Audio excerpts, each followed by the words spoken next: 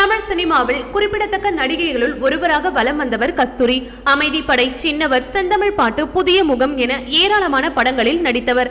மேலும் இந்தியன் படத்தில் கமலஹாசனுக்கு மகளாக நடித்திருந்த கஸ்தூரிக்கு நாளடைவில் சினிமா வாய்ப்புகள் குறைந்தன.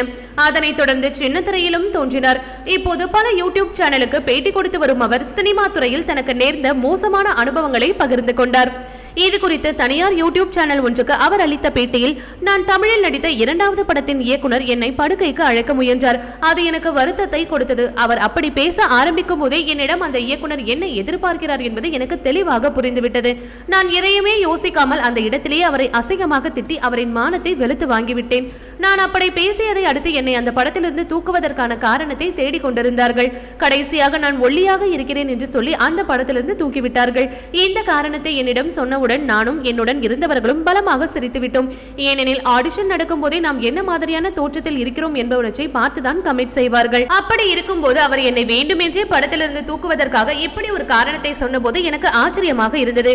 எனக்கு நடிக்க வரவில்லை, நடனம் ஒழுங்காக ஆட வரவில்லை என்று சொல்லியிருந்தால் கூட அதை நான் ஒத்துக்கொண்டிருப்பேன்.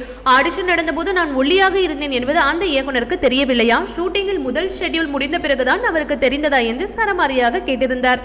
ஓகே வியூவர்ஸ், இது போல சினிமா செய்திகளை நீங்கள் பார்க்க மறக்காம சினி டைம்ஸ் சேனலை சப்ஸ்கிரைப் பண்ணுங்க.